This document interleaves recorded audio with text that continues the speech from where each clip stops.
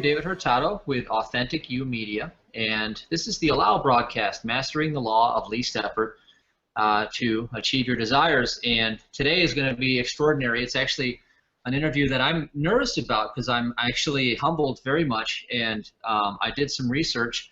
And today's guest is Don Miguel Ruiz Jr., and he's the son of Don Miguel Ruiz. You may know the work of the Four Agreements. It's one of the most popular books, I think, of all time. It's a wisdom book. And what I found fascinating is that wisdom is my greatest obsession, and I'm always looking for wisdom. And the way that Don Miguel Ruiz writes, and his son, Don Miguel Ruiz Jr., who's on today, they write so succinctly and so precise with such amazing wisdom that anybody can understand it. And I think that's one of the most powerful tools for transformation. So with that said, I want to bring on, we'll call Don, is it okay if we call you Miguel from here forward? That's perfect. Hi, Matthew. How are you doing? Hey, I'm great. How are you today? I'm doing well. Thank you so much. Just enjoy this beautiful day. Very good. All right, so are you out in California? Yes, up in the Sacramento area. Beautiful. Well, I did some research, and I wanted to ask you from the beginning because I just came across your work recently myself. Now, my wife, Sabrina, had been asking for years. She said, you have to read the Four Agreements. You have to read the Four Agreements. And I said, gosh, I have all these books. I had no idea it was such an easy read, but it was so powerful. So I finally started to get into it a few days ago, and I bought your book. It's the 5 Levels of Attachment, I believe. And I wanted to ask you, can you tell us a little bit about what Toltec wisdom is? Because that was one of the questions I had on my mind. Sure. Well, the word Toltec or Tolteca is a Nahuatl word that means artist in English. If I translate the phrase, the Toltec art of transformation, into 100% English, it means the artist's path of transformation. I'm an artist, an artisan, so you can say that it's a philosophy, an idea that, as a culture, the Toltec existed over 500 years ago in the central Mexico area, and either by the expansion of the Aztecs or the expansion of the Spanish Empire, the Toltec ceased to exist as a civilization, but they continue on as a people, and small little families taught in their own unique way the traditions of our ancestor, which is what we know as an oral tradition, and each family teaches it uniquely. So my family teaches it in a way that we apply what our ancestors taught us, but we let life be the teacher. So for that, the tradition, the philosophy is about, one, becoming aware that I control only to the tips of my own finger, that I'm able to express my will, that when I say yes and when I say no, these are the expressions of my will. To have free will is to be able to say yes and no with a complete freedom of life.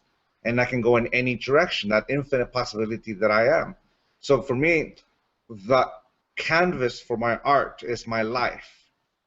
And the instruments I use is basically my will. The energy that animates this body, the energy that animates this mind, are the instruments by which I construct my life, the dream of me, and I'm able to engage. So for me, if there's disharmony within me, then my life is a nightmare. It's a living, you can call it hell, because that's the word we can use. But if I begin to accept myself, to live my own life with complete authenticity, with unconditional love, then I'm aware that from there I can begin to heal every wound I have with life, with relationships, and within myself, in order to find that inner peace. And from that inner peace, I can go in any direction in life. So in essence, to me, the whole point of all this work is to enjoy life, to enjoy living, to enjoy creating, to enjoy, well, 24 hours, 7 days a week, 365 days a year, me and life and my family and everything that life brings. So to me, that is the essence of what we do, to simply enjoy being alive. I love that. And I did some research, so I found that your father, he was medically trained, and he had a near-death experience, and that was when, or it was either him or he experienced one, but then he went back to the ancient teachings and he learned from his mother, and then you also learned from your father for 10 years. And what I love about that is it took you 10 years to be able to package it so simplistically and give it to people, and it's transformation. So I was doing this research, and I listened, and you talked about fully loving yourself. And to me, that really struck a chord with me because I grew up and I had a problem with that for many years, and I know a lot of people do. So what is that like? How do you learn to fully love yourself and really embrace who you are? Well, you can say that right now. I can say to you to love myself is to simply enjoy breathing, to simply enjoy this moment. But for the longest time, I imagine similar to like you, I believe that in order to be worthy of love, I had to live up to someone's expectations. You know, in my life, the idea, for example, to live up to the name Don Miguel Ruiz Jr., that I always have to live the 4 agreements. And if I ever fall short of living one of the agreements, then how can I be worthy of love? How can I call myself Don Miguel Ruiz Jr.? And at that moment, I turn the 4 agreements into the 4 conditions of my personal freedom, and I use them to subjugate myself. You know, you can say that it's the result of domestication, a system of reward and punishment by which we model the behavior of an individual. If we live up to an expectation, we get the reward. And since part of our perception is to perceive life through these emotions, that reward feels like acceptance, which feels like love, which means that when we don't live up to the expectation, we're worthy of the punishment. And when we get the punishment, it feels like rejection, therefore the lack thereof love, which means I learn to love myself conditionally. I learn to love myself that if I am, in order to be worthy of love, I have to live up to this image that doesn't exist. Yet I continue to punish myself over and over for not living up to that image. If my definition of the perfect version of myself is to be to weigh 170 pounds, 27 years old with a full set of hair, I look in the mirror and that ain't the truth. I'm 200 pounds, I'm 40 years old, and my hair is what it is. If I view myself with that definition of that I have to be worthy, I have to live up to those images, then I'm constantly rejecting myself. I'm constantly rejecting myself with ideas and conditions that someone else taught me that it is, which means I'm living life through someone else's point of view. I'm living life, you can call it society, you can call it friends, you can call it family, whatever taught me that conditional love. So you can say, for someone who, when I say that you love yourself unconditionally, I can love myself unconditionally, it's really hard to fathom the idea because we're so attached to that conditional love, that domestication, that it's really hard for us to accept that because we've learned that the only way to accept ourselves is to live up to that image that doesn't exist. So first, in order to let go of that, you become aware that we're doing it. You know, and the telltale sign is that we judge ourselves. For example, the 4 agreements, for example, I take it personal, or I make an assumption, or I'm not impeccable with my word. If I have ever judged myself for any of those 3 things, then that's the telltale sign that I've domesticated myself. How can I call myself Don Miguel Ruiz Jr.? Oh no, in that internal diatribe of self-judgment, that is the telltale sign that I'm domesticating myself, that I'm trying to live up to this image that doesn't exist. And to be honest with you, that image of Don Miguel Ruiz Jr. doesn't exist. It's just a name that my father gave me because he loved me so much, he gave me his name. And my mom loved him so much, she let him do it. But who I am, what I am, is this living being. So if I'm constantly trying to live up to this image, then I'm living life through someone else's judgment. So to stop it, want to become aware. Like an alcoholic or drug addict, I become aware and I have a moment of clarity and see how this has been affecting my life, and I make a choice. If I want to continue, I continue on with that diatribe of self-judgment, or I can begin to let go. It's like a moment of clarity without any action is just a thought that passes in the wind. But a moment of clarity that's followed by action becomes a pivotal moment in our life.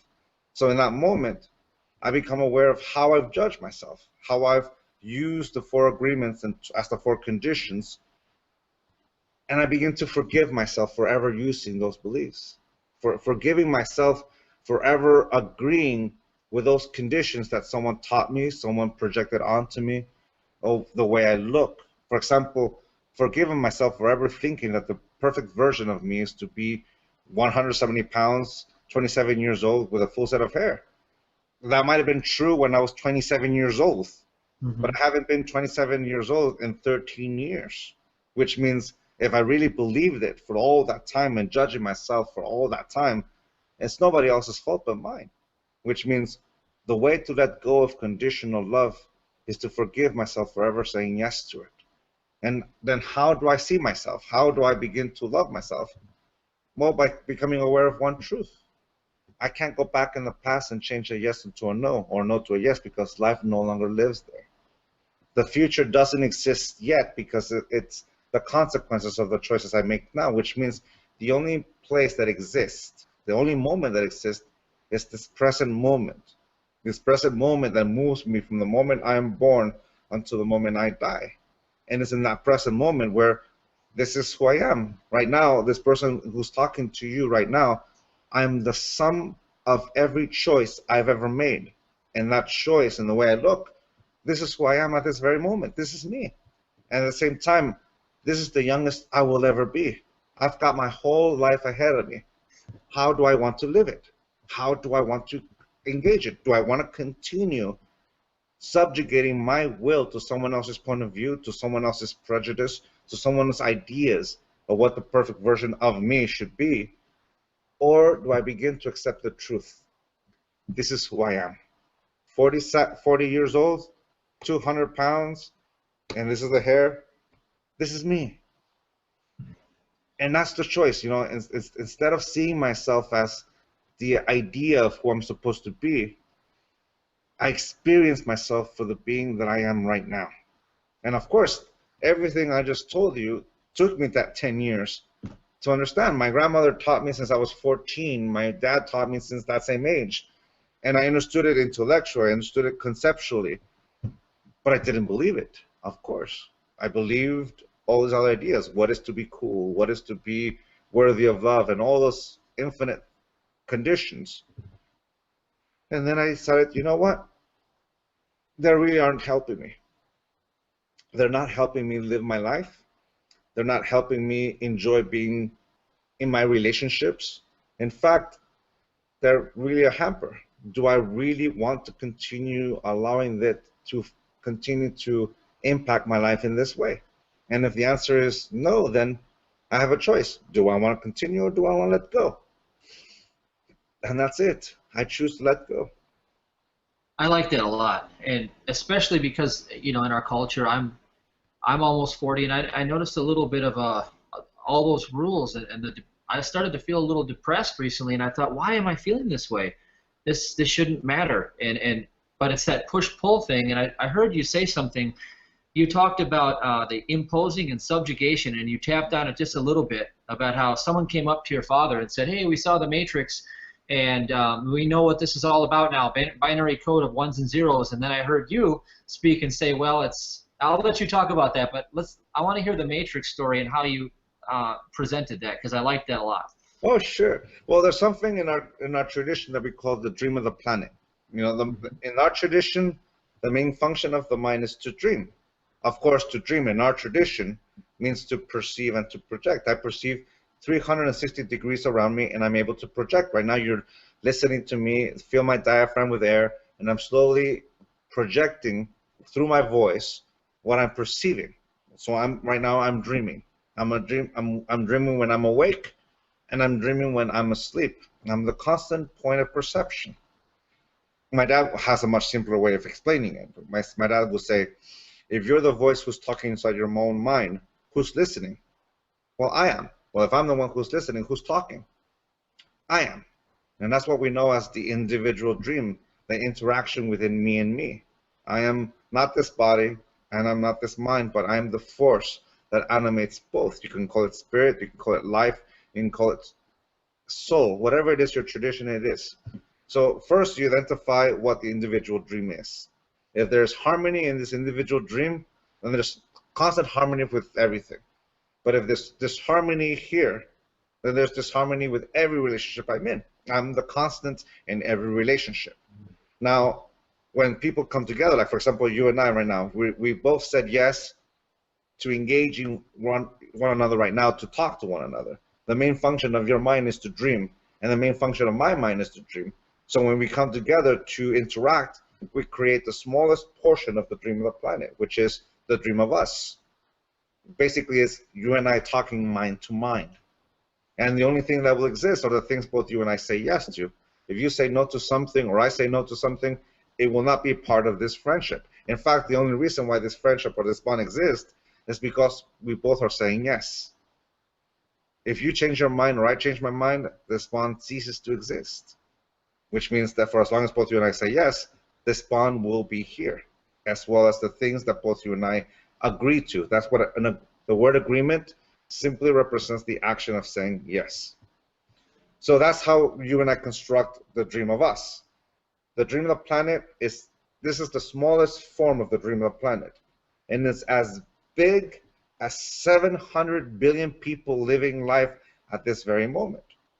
To imagine them is to imagine what that looks like. Just imagine a flock of birds flying north or south for the winter. Sometimes you see in the south, well, actually where I live here, when there's a highway that connects Sacramento to San Francisco called Highway 80. And in the fall, sometimes you see a cloud of birds flying in such directions. They're moving left and right, expanding, contracting. It's this beautiful thing to see this movement of birds. They're either following an alpha bird or the flock itself. And sometimes the birds split. The birds in this flock said yes to this alpha and this flock and its directions, and they said no to this flock over here, and these birds over here said yes to this alpha and this flock, and they said no to that one. Sometimes the two groups of birds stay apart. Sometimes they come back together, sometimes they stay apart, and sometimes you see one little bird that says no to the lot of them. I'm not part of that whole group. That is the way to look at the dream of planet. But in 1999, when the movie was released, The Matrix, a lot of my dad's apprentices went up to him and says, Don Miguel, I know what the Matrix is. It's a dream of the planet, isn't it? And he said, yes, in a way, yes. And here's what he means by that. In the movie The Matrix, they create a virtual reality, a virtual world, that because these machines are feeding off humans for their energy. They're creating it. But in order to maintain them distracted, they create a virtual world that they believe to be real. Now, this virtual world is a digital world that's created by a binary code system of 1 and 0, 1 and 0. For every 1, something will be created. For every 0, something won't. It's what we know as code. And everything you see in that virtual world is a binary code system. Well, here's the thing. The dream of the planet is also a binary code system of yes and no, yes and no. For every yes, something will be created. For every no, something won't. For example, let's imagine we step outside this building that you're in or I'm in or whoever is watching us is in. We imagine we step outside this building and we go to the middle of the street and we look around. The houses or the buildings we see are the buildings that your community has said yes to. The buildings that you do not see are the buildings that this community has said no to. Somewhere along the line, there was a no powerful enough to stop the creation of that building. For example, let's imagine me. I step outside my building, my home, I look around this neighborhood, and I think, you know what? A good skyscraper will look great across the street. I start thinking of everything I have to do. Because my mind is incredibly powerful. It can dream things that are not there. I can call it my imagination. You can call it the daydream. But I can think about it. If I think that it's too much to create that building, I'm going to say, you know what? No, I'm not going to create it. And the lifespan of that building only existed in my imagination. But let's imagine that I said yes to that building. You know what? I can build it. But I'm not going to create and build that building all by myself. I'm going to reach out. I'm going to reach out to the community. So I'm going to reach out to the bank, to the investors, to the city officials, to the inspectors, to the city commission, to the community. If someone along those people says no, for example, the investor says no, or the union says no, or the the activists ground up enough support to say no from the community, that building will not exist, because the people who come together to create will say no, which means the buildings we do see went through the path of least resistance. Otherwise, what we know as the path where everyone said yes, sometimes even the activists say yes. Because when we come together, we will use the energy that animates this body, that animates this mind, and we come together to manifest something. And we create it. So the dream of the planet, or you can call it civilization, society, culture, are created by agreements. And those agreements continuously change. And it's virtual, because as soon as you say no, or there's a no powerful enough, that thing will cease to exist. In the 1960s, there was a country called the Soviet Union. By 1994, there wasn't enough yeses to keep it alive. The Soviet Union ceased to exist. There's the phrase, I live in a red state.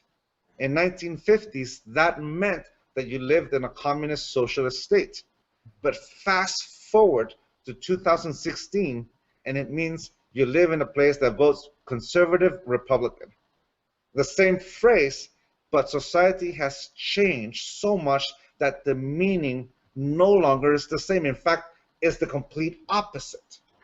If you can see it from that point of view, then our culture, our civilization is continuously changing with every new agreement. Our boundaries change, relationships change, ideas change, the definition of beauty changes. The definition of would Marilyn Monroe and a hot Audrey Hepburn still be considered symbols of beauty in 2016, or would they be even considered beautiful in 1895 or 1795? The definitions have changed. Our definitions have changed. What is feminine? What is masculine? What is life? What is success? It's continuously changing with every new agreement. So that's why we call it the dream of the planet is a virtual world. Now, the planet itself is real because life is real, because it exists with or without my mind. The tides of the ocean move. The tectonic plates are moving. Life, fauna, flora is always moving. But a belief only exists for as long as you say yes to it. And that's why we call it the matrix, or you can call it the dream of the planet. It only exists while we say yes to it. That's incredible. And I actually just heard that, and that's why I wanted you to remind me of that and put that out, because I really like that. So if I think about like myself or anybody else, and I say I want to stop believing in the things that are not making me happy, and I want to align with my destiny, what's the fastest path to that? Well, if there's the fastest path, it's just becoming aware that the same energy that I use to move my arms, to move my legs, is the same energy I use to create a thought. At the root of every belief I have in my belief system, there's a yes that gives it power. So if I become aware that my beliefs only exist because I say yes to it, and I become aware that there are beliefs or conditions in my life that bring that negativity into my life, then all I have to do is change that yes into a no, and that belief will cease to exist. One of the easiest things to do is to forgive ourselves for ever saying yes to it. But the trick that makes it difficult is that, do we want to or do we not want to? Because sometimes we're so used to it. Sometimes we're so used to that condition that we think it's part of us. You know, an attachment is to make something that's not a part of us by investing of ourselves emotionally, intellectually, psychologically, energetically to something that's not a part of us. An attachment is actually healthy when we allow, when the moment comes, when it ends, to detach. Attach, detach, attach, detach. It only becomes unhealthy when the moment comes and we're unable to detach. So what makes our beliefs difficult to let go is that we're so attached to them that we don't know life without it. What happens to us if this lets go? What happens to us if I no longer believe this? How will I know how to love myself and one of the things that happens with us humans is that we're afraid of the unknown. We sometimes stay in our state of unhappiness simply because we know it. We know it. But that's what makes it so difficult. That's why it's so sometimes even hard to believe. But like we talked about before, it actually is easy once you recognize it and you're willing to let go. Basically, is the moment where you make a decision that says, you know what, I'm done with that. Yes. And it's simple, but sometimes we like to complicate things. Yeah, I agree.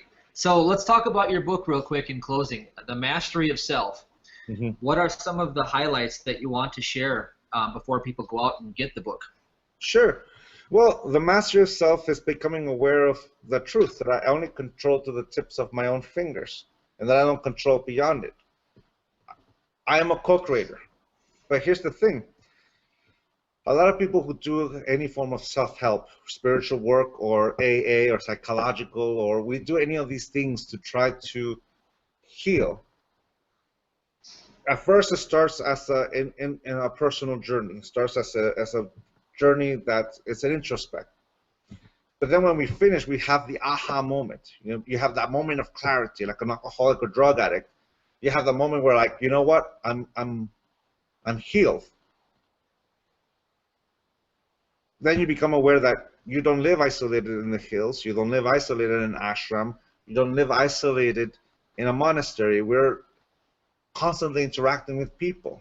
Some people are in their different stages of their own awareness, of their own process. Some people are their perception is this close, very narrow-minded. Some people are wide open. How do we stay in our discipline to continue with our process? Like a teacher once taught me this lesson. The key to enlightenment is effort. But let me add something to that.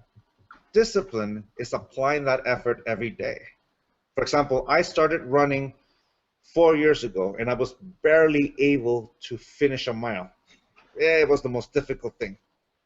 Now, after 4 years, I finished 2 marathons, and I'm training for my 11th half marathon, and I'm getting to the point where my basic run is 5 miles. It didn't happen overnight. It took discipline to apply that effort every day. But what motivates me is always answering that question with complete authenticity. What do I want out of life? What do I want to create? If I allow someone else's point of view to influence it, then I'm living life through someone else's point of view. That's the consequence of that domestication of conditional love. But if I'm honest with myself and I begin to trust my own judgment, then answering, what do I want out of life, is actually the key, most important question I can create in my life, because I'm that infinite possibility. You know, when you hold a newborn baby in your arms for the very first time, you can see that infinite possibility because you're seeing a living being that has their whole life ahead of them. They can be a doctor, a lawyer, an activist, a writer. Well, my parents held me in their arms as well.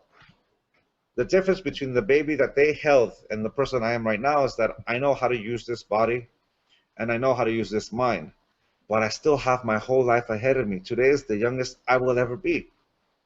What do I want to live with my life? What do I want to create? And answering that question with complete honesty is the motivator that takes me in that direction. And it's the direction where I want to apply my effort and to create. The secret to success simply is to follow through. Follow through in that thing that we started because that's what we want. Success is the natural consequence of doing something we love to do. The question is, are we honest with ourselves and saying, is this what I really love? Or am I loving something someone else told me that I need to love? And that is the difference between living my life authentically or living my life through someone else's point of view. That is incredible. I love that. Miguel, that's like, you have no idea. This is incredible. It's great. And well, you do have an idea because you live it. So, but you did training for marathons is no small feat. You are really really just a master of this stuff. So I'm impressed, and I'm so grateful that the audience got to hear this message. And the book, again, is called The Mastery of Self. And that released already, didn't it? Just recently? It officially releases next Monday, a week from today, but I know I've been told that people have found it in a couple of bookstores already, so apparently it's coming in a little early.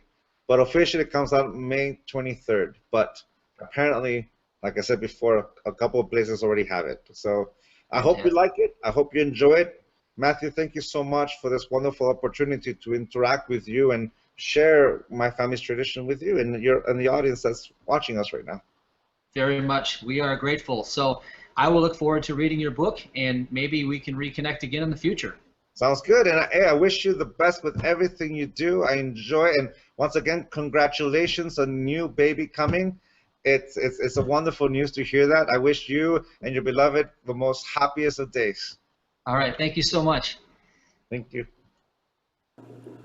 Hey, it's Matthew, and I just want to thank Don Miguel Ruiz Jr. for being a part of this broadcast, and the wisdom that was shared today was very powerful. I'm going to re-listen to this interview myself. Being part of it, I'm sure there are many things that I missed in translation, so I want to make sure I get the most out of it.